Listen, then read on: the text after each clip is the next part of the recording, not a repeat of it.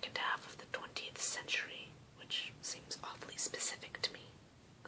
The classic representation of American Black experience.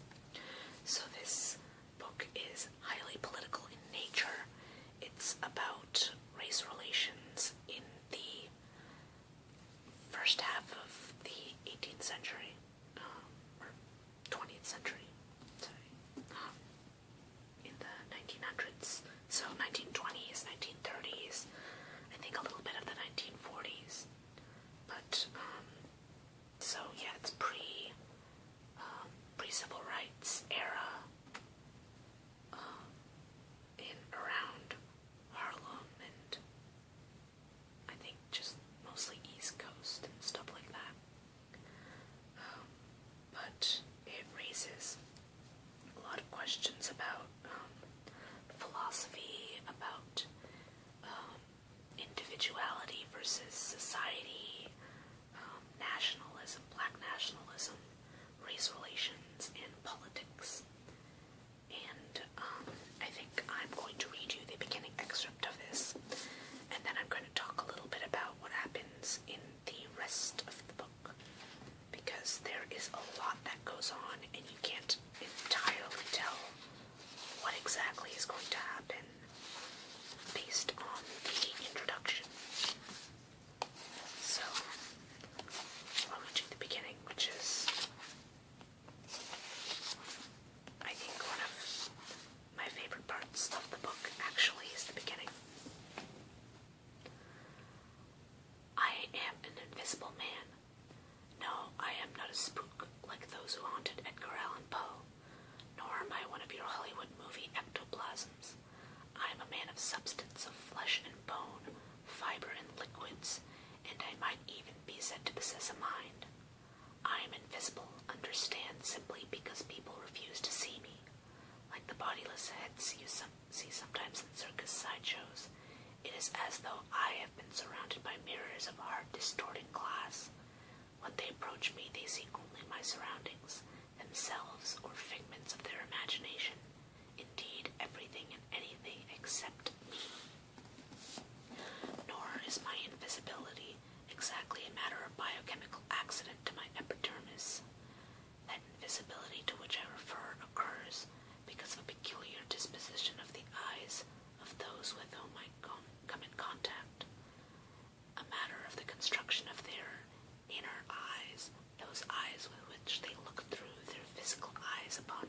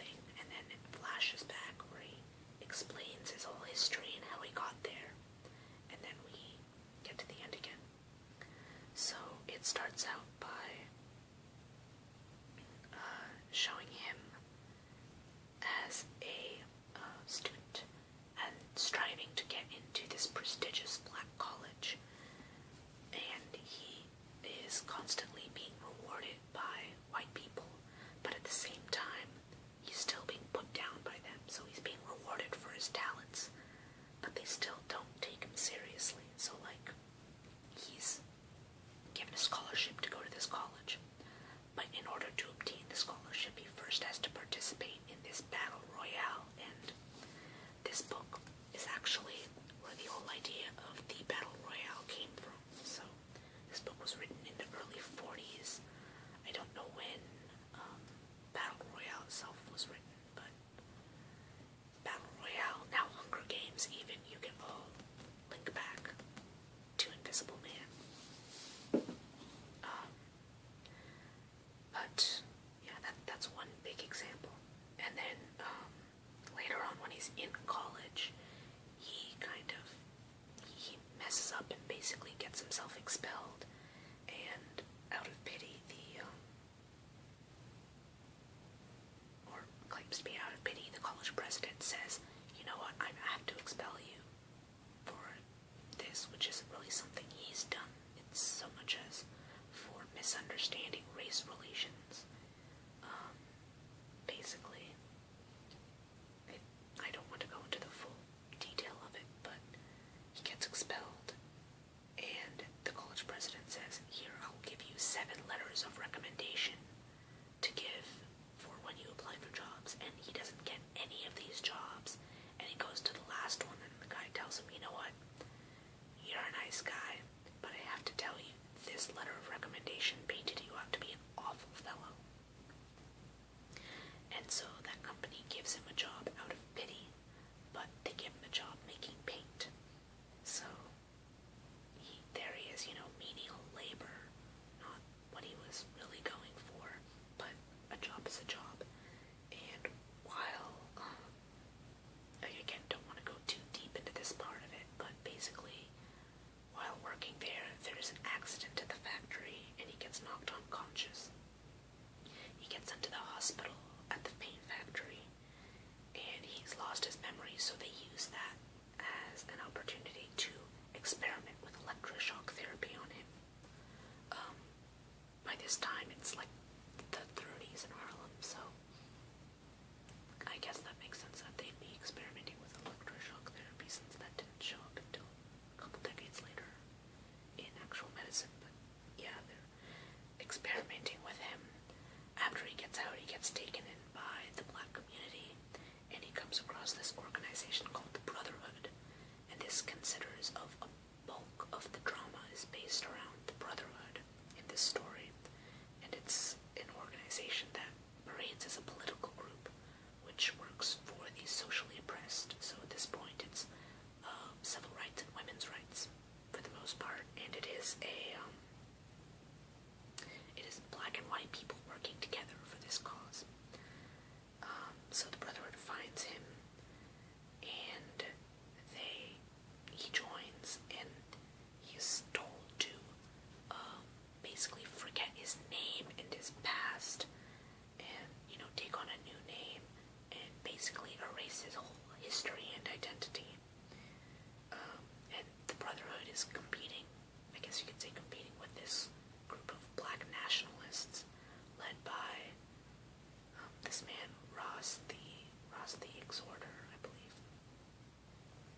And the nationalists are very anti-Brotherhood because the Brotherhood is sort of blacks and whites working together, and the black nationalists are, of course, black nationalists like the Black Panther group. It's funny how this was written, well before the 60s, but what we learn about in school is, Martin Luther King versus Malcolm X and the Black Panthers, and at first it looks very much to mirror that sort of thing, with the Brotherhood and Martin Luther King being good and civil rights and all that stuff. The Brotherhood is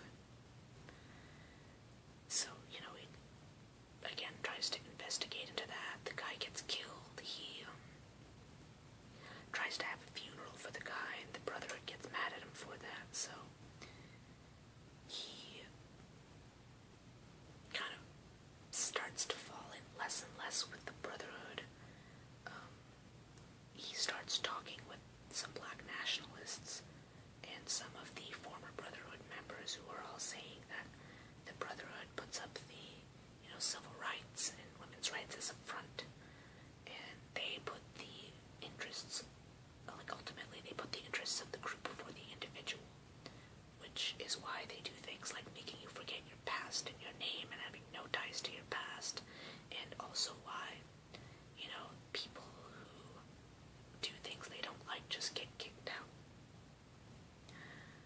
So, then one day a riot breaks out between the Brotherhood and caused by the nationalists and the Brotherhood, and some ordeal that goes down in Harlem, and the narrator is targeted by the police and chased, and he jumps into a manhole, and he says that he's stayed underground ever since.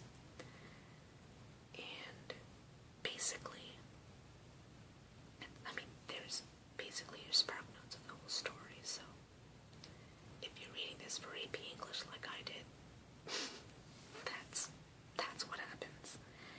And basically it's a story about him learning to honor his individual complexity, staying in tune with himself without sacrificing responsibility and community. And at the end of the book, he says that he's finally ready to emerge from the underground. And, he has his story, to write his story and, I guess, reveal it to the world. So, again, this plays with a lot of ideas of the idea of black nationalism versus his whole blending in, which he tries to do so hard to be, the good black man who, going to college, and that doesn't work out. He tries to, gets letters of recommendation and gets a job, and that doesn't work out. And then, he tries to join the Brotherhood, and even that doesn't work out. And ultimately, it's kind of the black nationalists who end up saving him out of that. And then there's a whole problem with race relations. There are a lot of cases where he will attempt to have, a friendship or some sort of relations with a white person, and that just doesn't end up well for him. There are also a lot of philosophical themes, like there are mentions of Marxism. There's definite existentialism in there, with a lot of him talking about, being invisible. There's problems with identity, which, I can't remember what it reminds me of one of Lovinger's phases of ego development, which I've been considering doing a video about, but that's sort of, for anyone who's more into psychology and knows about that, I can't remember the name of the phase, but it's the one right after identity development, where you're sort of trying to console the identity and your relationships in society around you. So you're sort of, it's identity crisis, essentially, is what he's having, between what he's told that he's supposed to be and what he is. So that's a huge, individuality and identity is a huge thing. And it's funny because it's not really written like a coming-of-age story, but in many ways you could consider it one, because, again, he starts out doing exactly what he's been told to do all his life. And he grows so much over the course of this book, from blindly handing out these letters of recommendation and not even thinking that maybe the guy who wrote them doesn't have his best